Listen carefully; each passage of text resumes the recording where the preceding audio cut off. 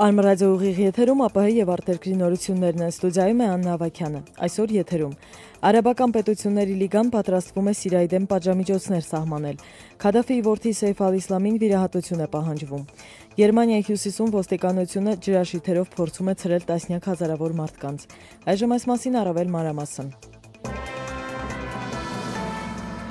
Արաբական պետությունների լիգան պատրաստվում է Սիրիայի դեմ պատժամիջոցներ սահմանել։ Դամասկոսը 24 ժամ ունի, որպեսզի համաձայնություն տալ միջարաբական կազմակերպության դիտորդների առաքելության մուտքին։ Հակառակ դեպքում երկրի պատժամիջոցներ են սպասվում։ Մասնավորապես տրանսպորտային հաղորդակցության դադարեցումը Սիրիայի հետ ու պետական ակտիվների սառեցումը։ Լիգայի հայտարարությունը հնչել է Դամասկոսի վրա աճող միջազգային ճնշման ֆոնին։ Սիրիական ռեժիմից պահանջում են դադարեցնել ընդդիմության ակտիվիստների սպանությունները, որոնք դեմ են նախագահ Բաշար Ասադին։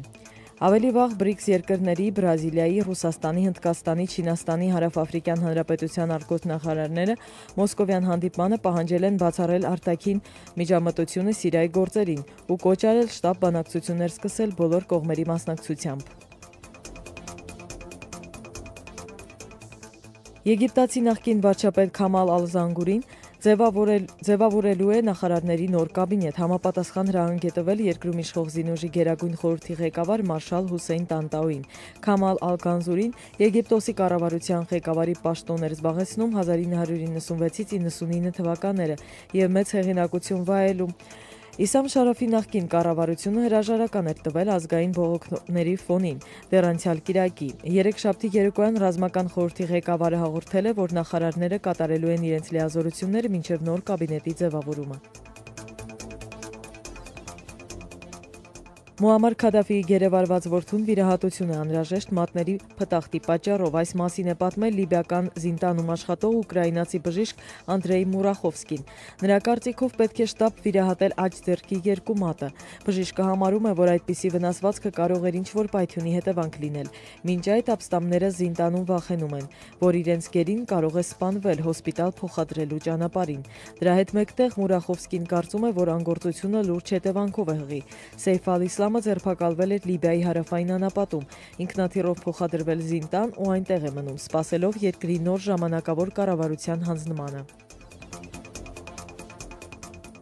Իրաքյան Բասրա շուկայում հինգշաբթի երեկոյան 3 պայթյունի զոհ է դարձել, 19 մարդ, ավելի քան 60 վնասվածք են ստացել։ Զոհվածների ու վիրավորների մեծամասնությունը ոստիկաններ ու զինծառայողներ են, որոնք դեպքի վայր էին ժամանել առաջին պայթյունից հետո։ Երկու պայթուցիկը տեղադրվել էր մոտոցիկլետում ու միաժամանակ պայթել։ Երրորդ պայթյունը որոտացել է, երբ ահաբեկչության վայր ժամանեցին շտապ օգնության մեքենաները։ Մինչև հիմա որևէ մեկը այս ահաբեկչությունների համար պատասխանատվություն չի ստանձնել։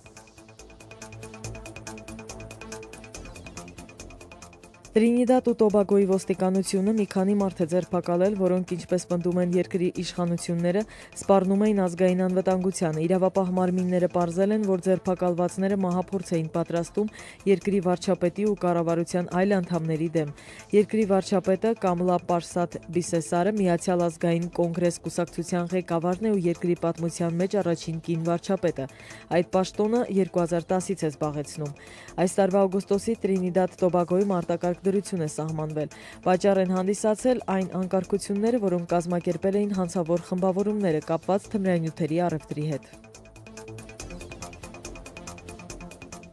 Գերմանիայի հյուսիսում ոստիկանությունը ջրաշիթերի օգնությամբ փորձում է ցրել տասնյակ հազարավոր մարդկանց,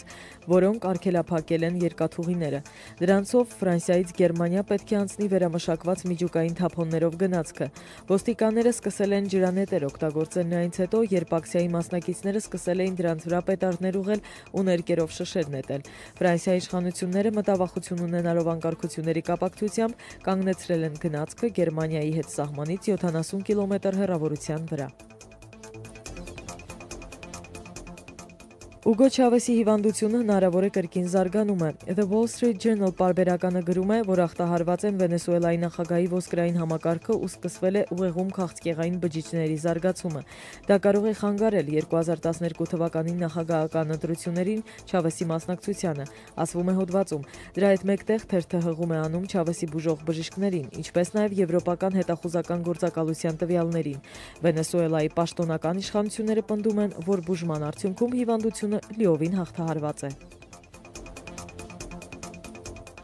Ավստրալական Պերտում եվրոպական դիտակայանը չկարողացավ այս գիշեր կապ հաստատել Phobos Grunt միջմոլորակային կայանի հետ։ Ռուսական սարքի հետ կապվելու փորձերը նաև այսօր առավոտյան են ձեռնարկվել։ Չորեքշաբթի առավոտյան ավստրալական կայանին երկուշաբաթյա լռությունից հետո հաջողվեց կապ հաստատել Phobos Grunt-ի հետ։ Հաջորդ օրը ռուս մասնագետները վերծանել էին սարքից ստացված տելեմետրիկ տեղեկությունները, ինչի արդյունքում ստացան դրա վիճակի մասին տեղեկատվություն, սակայն կայանի աշխատունակության մասին մանրամասները դեռևս հայտնի չեն։ Phobos Grunt-ը նախատեսված է Մարսի արբանյակից գրունտի նմուշներ փոխադրելու համար։ Նոյեմբերի 9-ի լույս գիշերը սարքը չի կարողացել դուրս գալ դեպի Կարմիր մոլորակի թռիչքի ուղեծրին ու այժմ հենակետային միջերկրային ուղեծրում է գտնվում։